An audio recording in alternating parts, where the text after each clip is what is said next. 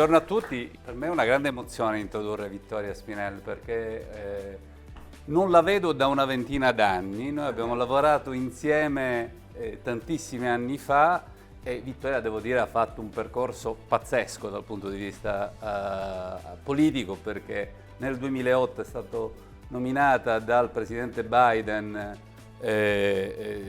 a dirigere United States Patent and Trademark Office, che non è proprio, come dire, un ufficio secondario, e poi è tornata, io l'avevo conosciuta quando era in BSA, è tornata in BSA ed è oggi presidente e amministratore delegato di BSA, che è la Business Software Alliance. Hello Vittoria, how are you? Very glad to be here. So I will say, let's switch in English. I will say that for me it's a great emotion to have you with us because we met how many years ago? 25, 30? Yeah. And in the meantime, you have had a lot of great positions, including the head of United States Patent and Trademark Office under the Obama administration. You are now the president and CEO of the Business Software Alliance and also a member, we can tell this, a member of the observatory on AI that was created by the Biden administration. So I will say a very important speaker for the US perspective on artificial intelligence.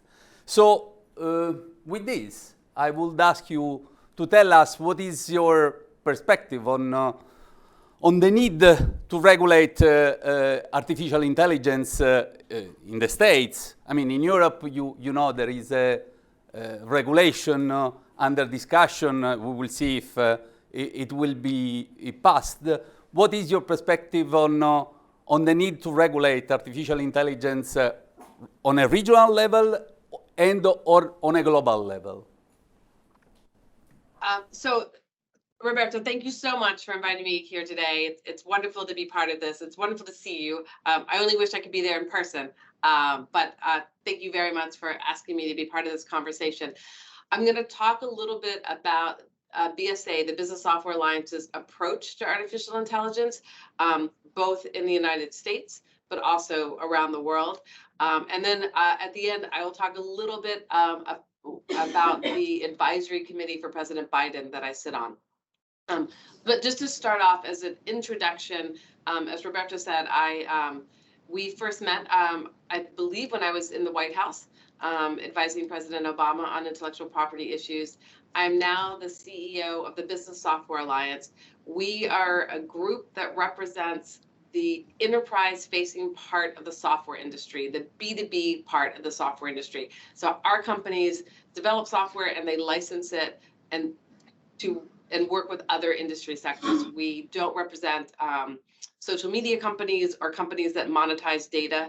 Our companies are the B2B, the business-to-business part of the software industry. We work on a variety of issues around the world. A lot of what we do focuses on how governments regulate data. So we have a great team that works on privacy. We work on cybersecurity. We spend a lot of time working on how data moves around the world, including the US-EU agreements on data transfers. And we spend a lot of time working on artificial intelligence issues around the world. One of the things that I love about my job is that it is truly global. So we are headquartered in Washington, D.C., which is where I'm sitting at this moment. But we have a fantastic team in Brussels that works in Brussels and in some of the member states and the UK. We have a great team in Asia that is working in India, Tokyo, Singapore, Seoul, Australia, the ASEAN countries on these range of issues. And we have a very small office in Brazil. And the reason that we have such a big footprint around the world is because the issues that we work on, including artificial intelligence, are not confined to any one country. And in fact, cannot be technologically. And therefore, I believe in terms of the right legal rules and the right policy frameworks also cannot be confined to one country. One of the things that we work on at BSA is trying to, on what we call global harmonization, but trying to ensure that countries around the world take a similar approach. Laws won't be identical, nor should they, but that generally speaking, countries are taking a similar approach to regulation where possible. And that it is certainly not always possible, but that is one of the things that we strive for. So let me talk about artificial intelligence specifically. We at BSA have been working on this issue for many years. I would say it's probably been 6 years now since we went to our companies and said, we are concerned, and we know that you are concerned about the risk of bias and discrimination being exacerbated by artificial intelligence. Let's try to work on this together. And at the time, it wasn't about a specific legislation or regulation. It's what can we do? What can our companies do? And what can other companies do to try to reduce the risk of bias and discrimination? And so we worked with our companies very intensely on what we ultimately called the BSA framework to combat bias and artificial intelligence, which lays out very specific practical steps that companies can take to try to reduce the risk of bias in artificial intelligence, whether they are the companies that are developing artificial intelligence, the ones creating it, or whether they are the companies that are using artificial intelligence. I would encourage anyone who is interested to take a look at it. We released it, I think it's been 3 years now. We released it with Secretary Raimondo and with Executive Vice President Margaret Vestager. Because, as I said, this is a global issue, and having the United States and Europe as partners with us on this has been very important.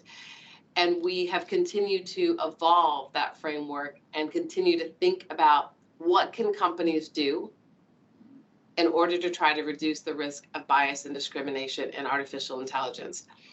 We know that this is a question that will never end.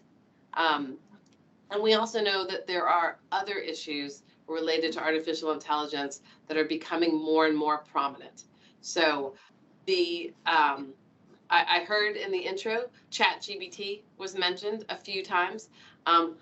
Unfortunately, I don't speak Italian, but I'll bet one of the things that was being said is how the public release of ChatGPT has changed people's attitudes and thoughts about artificial intelligence. And it's not that artificial intelligence is new. It's not even that the technology behind ChatGPT itself is new, although it is perhaps refined or better. I think what really changed with ChatGPT is that people could use it and interact with it in a way that was very different than any other AI application they had interacted with before. We've all been using AI. Well, many of us have been using AI for many, many years. So I don't actually use Siri, but Siri uses artificial intelligence. If you are buying products and you are getting recommendations for things that may or may not be of interest to you, it is often artificial intelligence and predictive learning that are making those suggestions to you. There are lots of ways that artificial intelligence is embedded into our lives already.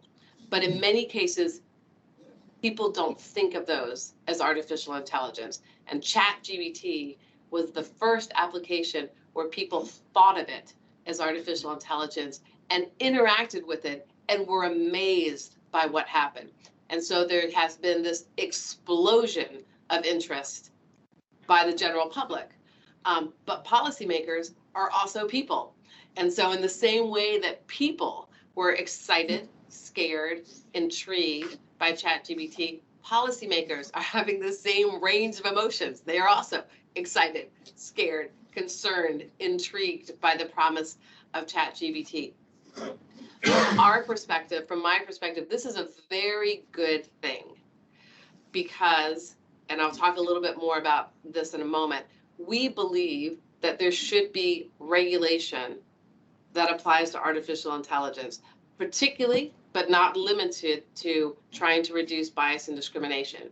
And in many parts of the world, and this is certainly true of the United States Congress, it's very hard to get laws passed.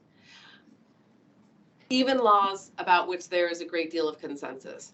But today, because there's so much interest, and that interest was largely sparked by ChatGPT, it was there before, but it has intensified significantly over the last few months. We are hopeful that that level of interest means that it will be possible to pass legislation with respect to artificial intelligence. And we think that would be enormously beneficial. So let me talk a little bit about what we think that legislation should say. And then I'll talk a little bit about sort of what's happening globally. So I'm going to start now by focusing on the United States and what we believe legislation in the United States should do. But as I said, global harmonization is a big part of what we do at BSA. So we would also like to see laws like this passed around the world. So I think my number one message in some ways is that we do not believe that we need to wait in order to set rules for artificial intelligence. We do not believe that we should wait to set guardrails for artificial intelligence. This isn't new for BSA or our member companies. As I said before, we have actually been calling on Congress to pass legislation for 2 years to address concerns about high-risk uses. And we are, at this moment, actively working with a number of leaders, congressional leaders in the US Congress to help them draft legislation. I said in the beginning that our companies we represent the enterprise part of the software industry. Our members are already helping businesses of all sizes in every industry sector to use technology, including artificial intelligence, to create jobs and to grow. But some industries and some businesses can be more reluctant to move forward to adopt new technologies, understandably, if the laws and the responsibilities aren't clear. So we feel very strongly that having strong and workable laws can provide this kind of clarity and will help spread the benefits of artificial intelligence more broadly while reducing some of the risks from artificial intelligence. We believe that having strong national laws can bring greater confidence in the technology, and we think that it's good for business, but it is also good for customers and consumers. Let me pause to make an important point. And this is true, I think, of me individually, but also us as an organization. We are very clear that we don't have the answers here. We approach this debate with humility. We know that no one knows, and certainly not us, the full potential positive and negative implications or impacts of artificial intelligence. We know that we don't have all the answers.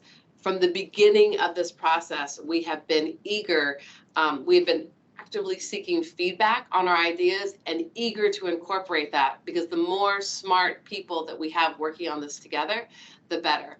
And that includes not just policy experts, but a broad range of people, including people that can speak for and represent those that are sometimes not at the table in policy debates. Artificial intelligence can have a real impact on people's lives. So it's very important that we have a very broad range of stakeholders involved in this discussion and helping us figure out what those rules are so that we can get them as right as we possibly can. We believe that even though we don't know all the risks, that doesn't mean that we should wait in terms of passing legislation. We believe that we can still pass legislation today that will be helpful, and that if AI is developed and then deployed responsibly, that will improve lives. But it is that responsible artificial intelligence that should flourish. So let me talk a little bit more about bias and discrimination, because that has been an issue we've been very focused on. And I think it's a great example of what we're talking about. Discrimination is illegal, as it should be and will continue to be. But in the case of AI, there are understandable, legitimate concerns that AI systems, if they're being used in consequential decisions, and by that I mean decisions like, are you going to get a loan from a bank? Are you going to have access to credit, employment, education, housing? In these areas, we believe there should be extra efforts made to ensure that they are not biased, because these are areas that have such a significant consequence in people's lives. So let's pass a law. We want to pass a law that requires companies that are designing or using artificial intelligence for these purposes to do more work to make sure that they are weeding out unintended bias. We also believe this is not a one-time thing. This should be a continuous effort by companies that are creating or using artificial intelligence. Let me just talk briefly about our approach globally. We believe that this approach of focusing on high-risk uses, on focusing on consequential decisions and trying to eliminate bias and discrimination is something governments around the world should adopt. As you all are very aware, the EU has already started moving in this direction. The EU AI Act would set a number of common rules on how we define artificial intelligence, how we identify what the high-risk uses of artificial intelligence are, and how companies will assess those risks. The EU AI Act is very far along. It is not done. There's more work that needs to be done on it. But the focus on high-risk uses is very important. And as I said before, in the United States, we are working with policymakers to enact legislation that we hope would take a similar approach to the approach in the EU. Some of you may be aware that the G7 recently met, hosted by Japan. Japan has also been a leader in thinking about artificial intelligence and the consequences of the benefits and the negative impacts of artificial intelligence. At the G7, the leaders issued a statement on the importance of having harmonized laws around the world. They called it the Hiroshima AI process, and we are very much welcome and applaud the G7 leaders for making the statement. The US and the EU, I think, have been working more closely together on artificial intelligence policy than perhaps we've seen on some other policy issues in the past, which is also very welcome. There's a group called the TTC, the Tech and Trade Council, where artificial intelligence has been one of the topics that the United States and the EU have been working together. And I think that is extremely important.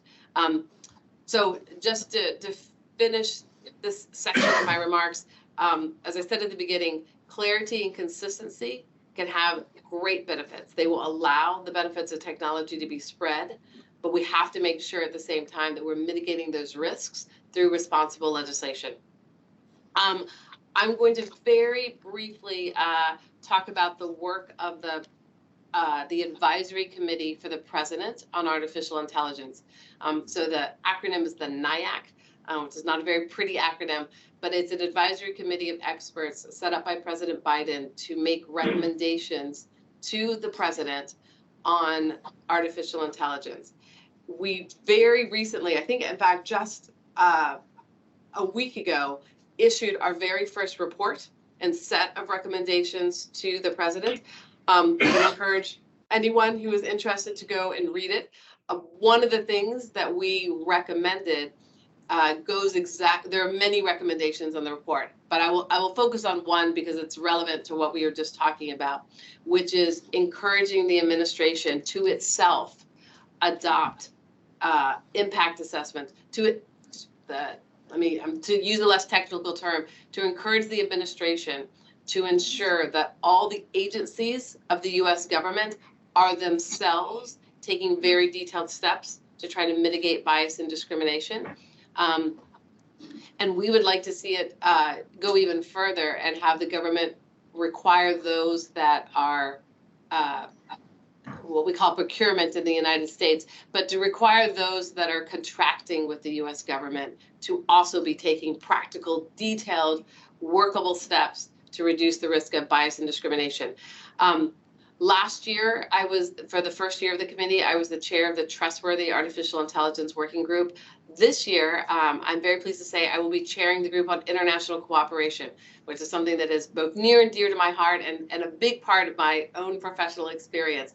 So I'm very hopeful that in the context of working with the President's Advisory Committee, I can do even more to try to encourage the United States and the EU to be working together, as well as other countries around the world. Thank So you. thank you again so much for having me here. It's been just a delight. Thank you very much, Victoria. I will.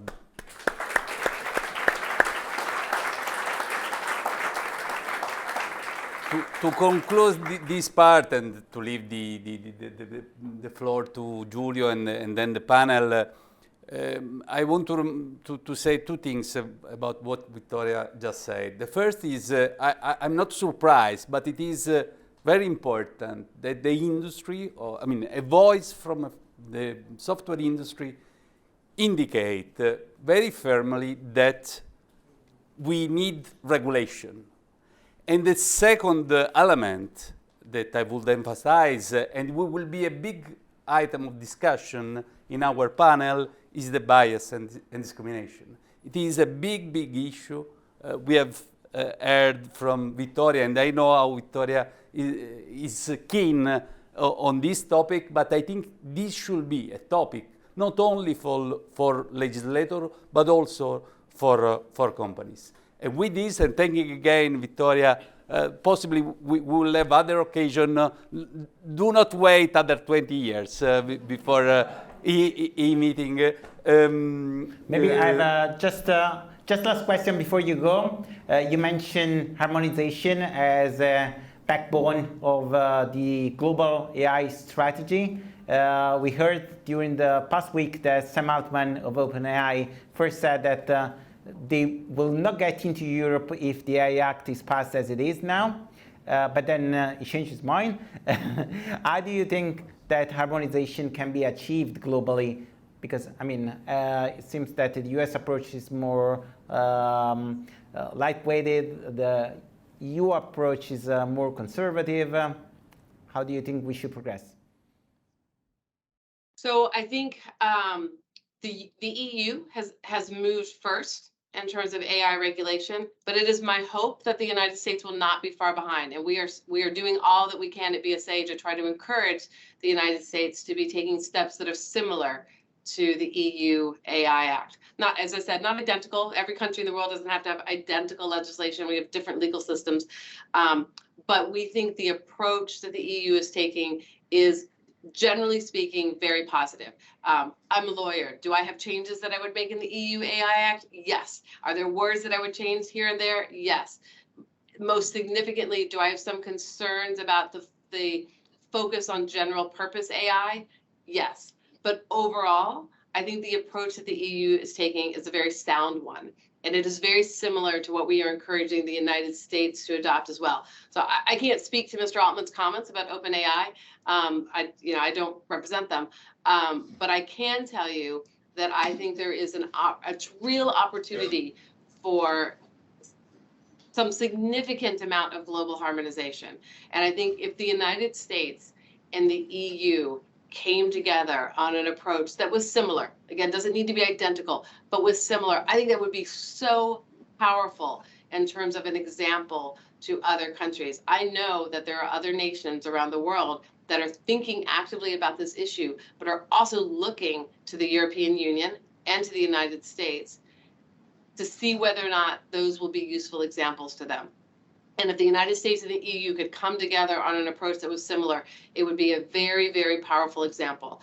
I'm not naive enough to think that all countries in the world will have a similar approach. I think it's fair to say that China, for example, has also taken an approach to AI that is different. And I think I think harmonizing of all nations will be a